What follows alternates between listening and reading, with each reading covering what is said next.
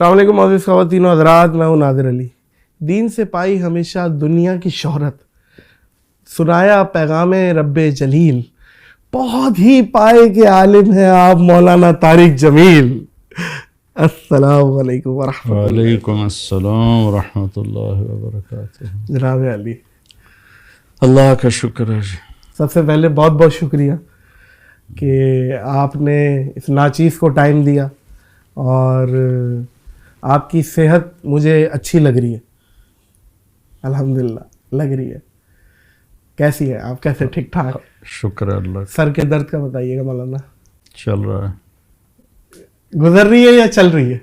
چل رہا ہے الحمدللہ۔ بہت تکلیف دہ معزز خواتین و حضرات، آدھے سر کا درد، اور پھر اس کے بعد اتنی ٹف شیڈیول، اور کیونکہ میں نے مولانا سے ہم ہمیشہ بات بھی کرتے ہیں، میں نے کہا مصروفیت اور مغروریت کا فرق پتہ ہے ہمیں۔ ایسی سچویشن میں بھی مولانا ہمیشہ ٹائم دیتے، ہمیشہ ملتے، جب تک ہم بات کرتے مولانا بات کرتے۔ کیا بات ہے مولانا صاحب، کہاں سے شروع کریں؟ آپ تو ایک کتاب ہے، کوئی 1000 2000 5000 پنوں کی۔ دین کی طرف آپ آئے، اور ماشاءاللہ ایسے آئے کہ لاکھوں کروڑوں لوگ متاثر ہوئے آپ سے۔ ہم بھی متاثر ہیں، ہماری فیملی، ہم سے لوگ مطالبہ کرتے ہیں ملواؤ۔ الحمدللہ، یہ تو آپ کا ایک مقام ہے۔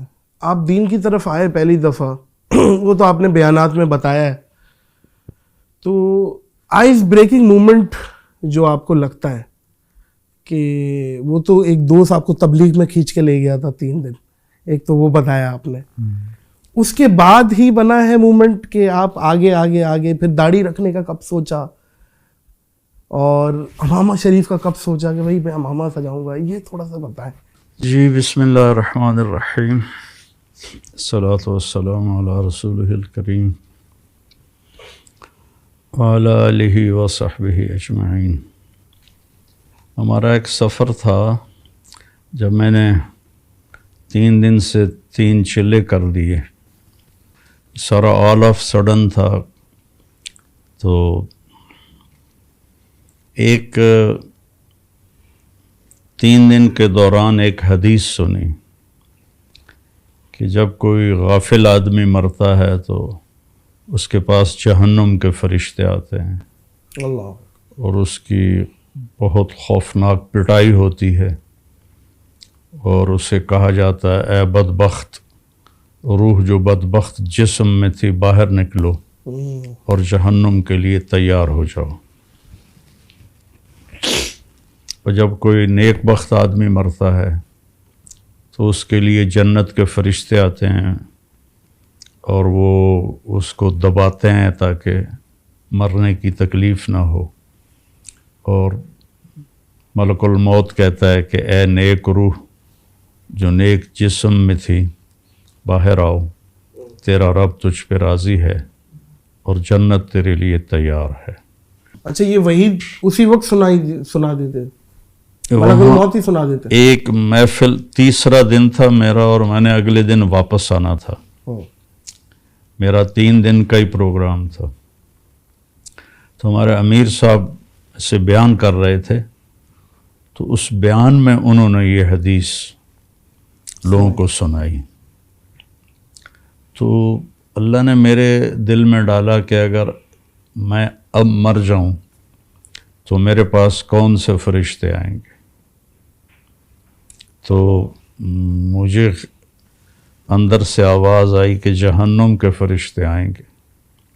جیسی میری لائف تھی انتہائی غفلت والی، تو وہاں سے ایک دم اللہ تعالیٰ نے میرا دل پھیر دیا، اور میں نے کہا ان کے ساتھ 4 مہینے لگانے چاہیے تاکہ زندگی صحیح رخ پہ آ جائے۔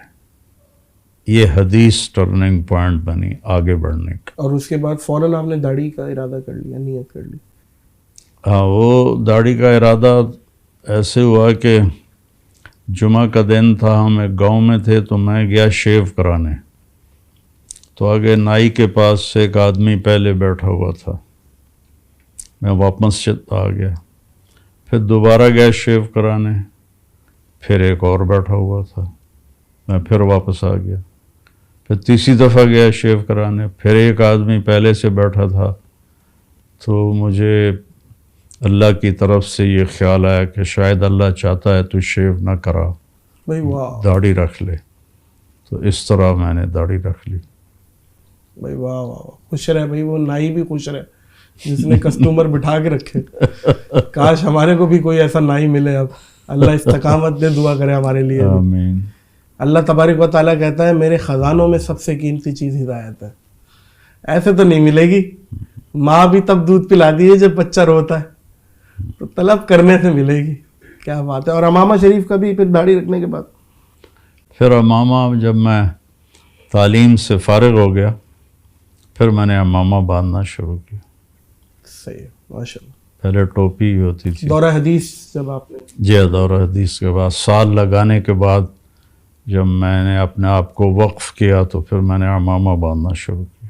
ماشاء اللہ ماشاء اللہ. آپ اتحاد امت کی دائی ہیں مولانا صاحب. آپ ہمیشہ ایک مسلمان ہونے کا، ایک امت ہونے کا درس دیتے ہیں.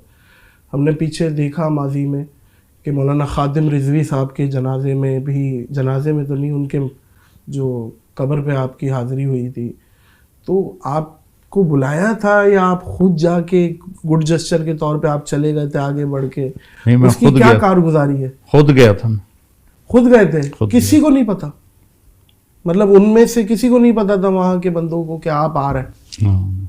تو جب آپ اترے اور وہ بول رہے ہیں کہ یہ آپ یہاں، سارے بڑے حیران ہو رہے تھے کہ یہ کہاں سے آ گیا. ہاں یہ بھی کوئی بڑا- اچھا فیل کر رہے تھے، کوئی برا فیل کر رہے تھے، دونوں طرح کے. لیکن ایک حیرانگی تو تھی ہاں سب. کہ بھائی لیکن آپ مولانا سعد صاحب نے، سعد رضوی صاحب، سعد رضوی صاحب نے بہت مجھے عزت دی، بہت احترام کیا. اللہ ان کا بھلا کرے. مولانا صاحب آپ سے جیسے میں نے بتایا کہ لوگوں کی محبت اتنی ہے کہ لوگ آج کل اپنے بچوں کے نام بھی آپ پہ رکھ رہے ہیں. ہوں. وہاں سے پڑوسی ہمارے بھی دوست ہیں مفتی انس ثنا خان، ہاں. ان کے یہاں بیٹا ہوا اور انہوں نے نام رکھا طارق جمیل. ہاں. تو مجھے بڑا اچھا لگا اور میں نے بھی اپنی وائف کو بتایا، میں نے کہا یار اللہ اور دے، ہم بھی رکھیں گے طارق جمیل. تو ان کی شادی کا ذریعہ اللہ نے مجھے بنایا آپ تھا. بنایا، آپ کو بنایا، آپ کو بنایا.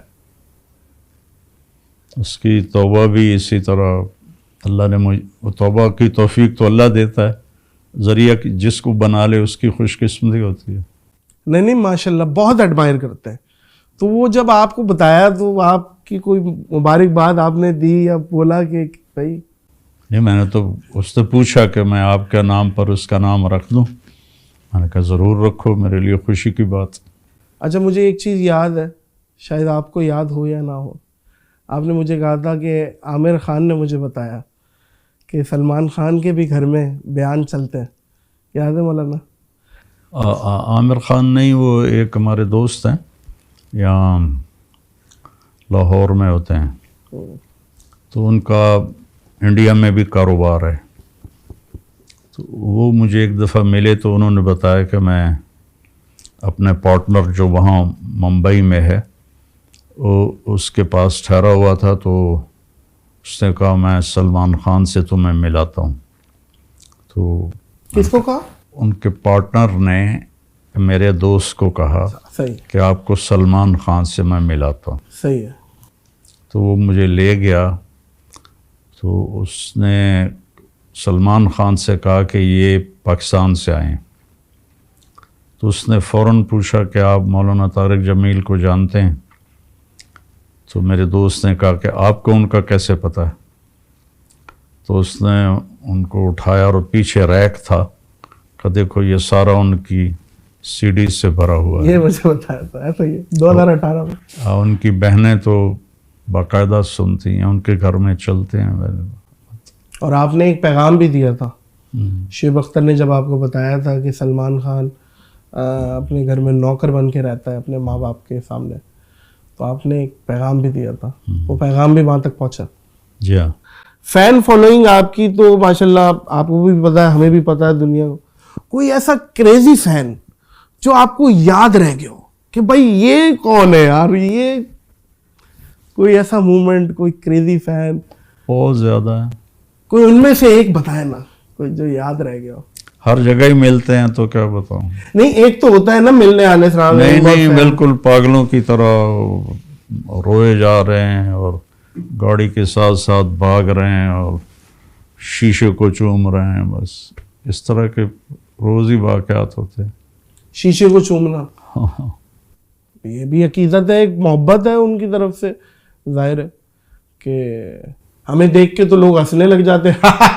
میں نے کہا یار کیا ہو گیا بھائی, میں کوئی لطیفہ سنا رہا ہوں آپ کو, ہنس رہے ہیں.